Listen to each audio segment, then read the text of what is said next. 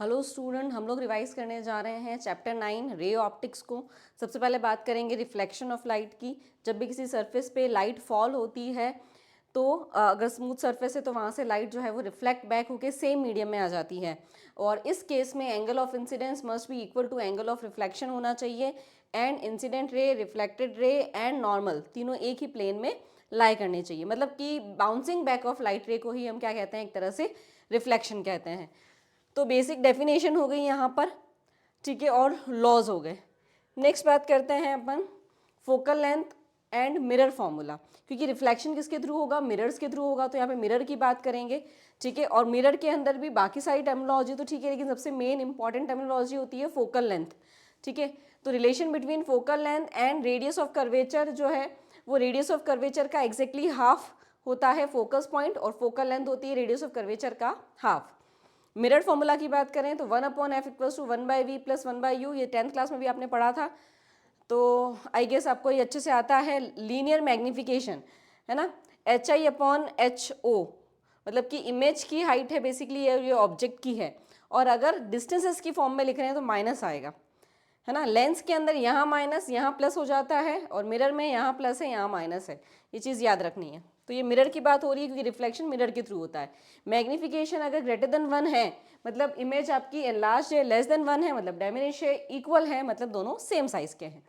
M positive है मतलब virtual image है, इरेक्ट होती है वर्चुअल हमेशा, और नेगेटिव है मतलब इमेज रियल है, रियल इमेज हमेशा इन्वर्टेड होती है। उसके बाद कॉन्केव मिरर के लिए एम मे बी पॉजिटिव और नेगेटिव, कॉन्वेक्स के लिए एम हमेशा क्या होता है, पॉजिटिव होता है, राइट। तो ये सारे साइन कन्वेंशन है जो याद रखने हैं। तो यहाँ बात खत्म होती है रिफ्लेक्शन की। नेक्स्ट बात करते हैं refraction, next phenomena.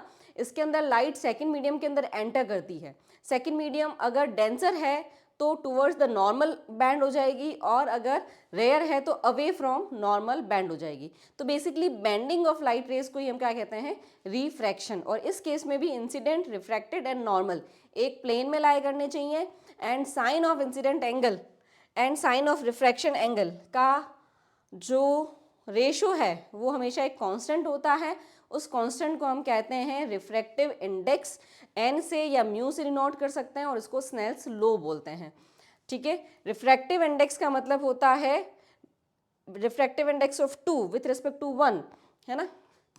2 with respect to 1 होता है वेलोसिटीज़ का रेशो। वेलोसिटीज़ का रेशो उल्टा हो जाएगा, 1/2 हो जाएगा, और वेवलेंथ का भी 1/2 ही रहेगा। यहाँ पे refractive index of 2 with respect to 1 की बात हो रही है।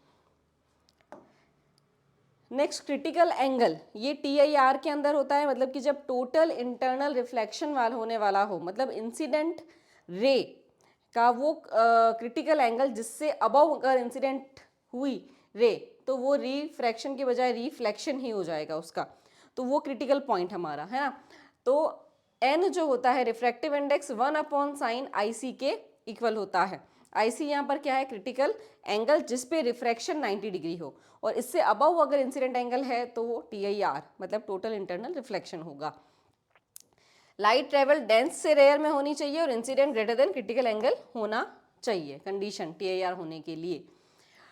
Light is totally reflected back into the denser medium जब TIR होगा, राइट। TIR की डेफिनेशन होगी एक तरह से ये।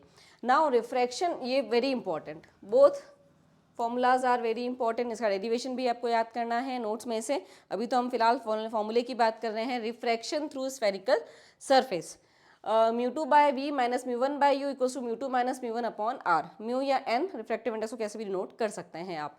लेंस में अगर फॉर्मूला 1/f मतलब कि एक तरह से पावर है ना, μ-1, म्यू यहाँ पर 2 विथ रिस्पेक्ट टू 1 है, 1/r1 माइनस 1/r2। अब r1 r2 दोनों बाई कॉन्वेक्स लेंस है तो सेम होगी, एक की प्लस एक की माइनस होगी। प्लेनो कॉन्वेक्स है तो r1 इन्फिनिटी हो जाएगी, और r2 जो है वो वैल्यू आपको गिवन होगी माइनस में, तो उसके अकॉर्डिंग आपको रखना है। थिन लेंस के लिए लेंस फॉर्मूला होता है 1/f equals to 1/v minus 1/u, और लीनियर मैग्निफिकेशन इनके लिए हो जाएगा v/u प्लस का, HI/HO तो है ही है, डिस्टेंस की फॉर्म में कर रहे हैं तो प्लस का v/u, जबकि मिरर में माइनस का v/u था, ठीक है। पावर रेसिप्रोकल होता है फोकल लेंथ का। अगर आप फोकल लेंथ मीटर में ले रहे हो तो पावर जो है वो डायोप्टर में आएगी, और स्टैंडर्ड डायोप्टर ही होती है पावर की यूनिट, तो फोकल लेंथ को आपको मीटर में ही लेना है। और अगर आप सेंटीमीटर में ले रहे हो तो 100/f लिख दीजिए, है ना, मतलब कन्वर्ट कर दीजिए उसको मीटर में, सेंटीमीटर में गिवन है तो, क्योंकि जनरली सेंटीमीटर में ही होती है फोकल लेंथ गिवन, मीटर में तो बहुत बड़ा यूनिट हो जाता है। नेक्स्ट कॉम्बिनेशन ऑफ लेंस की बात करें तो थिन लेंसेज अगर पास पास में रखे हुए हैं, इन कॉन्टेक्ट रखे हुए हैं, है ना, एक के बाद एक, तो टोटल पावर अगर निकालनी है तो P1 + P2 + P3 इस तरह से आएगा। टोटल मैग्नीफिकेशन निकालना है तो मल्टीप्लाई होता है ना। और अगर दोनों दो लेंस हैं पास में रखे हुए हैं लेकिन बीच में कुछ सेपरेशन है, कुछ डिस्टेंस है स्मॉल d, उस केस में formula P1 + P2 minus dP1 P2 आएगा यहाँ पर, ठीक है। जो सेपरेशन है d वो वहाँ पर आएगा, जितना सेपरेशन आपको दे रखा है। नेक्स्ट बात करते हैं प्रिज्म की, है ना। तो प्रिज्म यहाँ पर एक ट्रांसपेरेंट मीडियम होता है जिसके अंदर दो रिफ्रैक्टिंग सरफेसेस होती हैं, है ना। तो अगर इस तरह से बनाते हैं, ये तो हम 2D फिगर बना रहे हैं इसलिए इस तरह से बना रहे हैं, अदरवाइज ये 3D फिगर है। इसमें 3 तो रेक्टेंगल होते हैं और 2 जो है वो ट्रायंगुलर फेस होते हैं इसके। तो अभी मैं इस तरह से बना रही हूँ, तो मैं इसको ABC अगर नाम दूँ तो एक ये रिफ्रैक्टिंग सरफेस है और एक ये रिफ्रैक्टिंग सरफेस है। तो 2 रिफ्रैक्टिंग सरफेस होती हैं और दोनों के बीच में ये जो एंगल होता है इसको प्रिज्म एंगल अपन बोलते हैं। रिफ्रैक्टिव इंडेक्स प्रिज्म का sin A + del minimum by 2 upon sin A/2। Del minimum का मतलब ये होता है कि इंसिडेंट रे यहाँ से इमर्ज हो रही है तो इंसिडेंट को और इमर्जेंट को पीछे बढ़ाएंगे तो इन दोनों के बीच में डेविएशन कितना है, कितना डेविएट हुई जब उसको प्रिज्म से पास किया। Deviation bye thin prism, deviation का फॉर्मूला है μ - 1/a, म्यू या n लिख सकते हैं, refractive index again. Now the most important topic is microscope and telescope, ठीक है। माइक्रोस्कोप 2 तरह के हैं, सिंपल और कंपाउंड। सिंपल में एक ही लेंस यूज़ करेंगे, नॉर्मल आपका कॉन्वेक्स लेंस, जबकि कंपाउंड में 2 कॉन्वेक्स लेंस यूज़ करेंगे एज अ ऑब्जेक्टिव और एज अ आई पीस। तो सिंपल माइक्रोस्कोप की बात करें तो सिंगल कॉन्वेक्स लेंस है, magnification 1 + d/f, d least distance of distance division जो 25 सेंटीमीटर होती है और f उस लेंस की फोकल लेंथ। कंपाउंड के अंदर 2 यूज़ करेंगे, एक ऑब्जेक्टिव एक eyepiece. Objective small focal length small aperture वाला और ये large focal length large aperture. Magnification इन दोनों के प्रोडक्ट से होगा, जिसमें से एक तो यही है, कौन सा, आई पीस वाला, और ऑब्जेक्टिव वाला हो जाएगा VO/UE।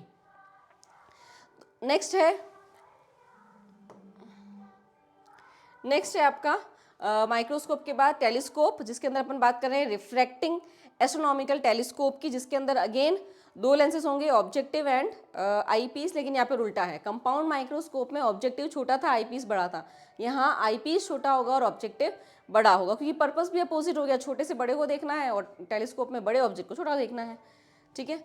मैग्नीफिकेशन इसका सिंपल f0/fe नॉर्मल एडजस्टमेंट के केस में। रिफ्रैक्टिंग के बाद रिफ्लेक्टिंग टेलीस्कोप, जिसको कैसाग्रेन टेलीस्कोप भी कहते हैं, इसके अंदर अपन लेंस की बजाय मिरर यूज़ करते हैं। उसके बहुत सारे एडवांटेज हैं, इस पर भी क्वेश्चन आता है ना, कि why this is advantages over refracting. तो उसके 3-4 पॉइंट्स हैं, वो आप पढ़ सकते हैं, बुक में भी गिवन है ये।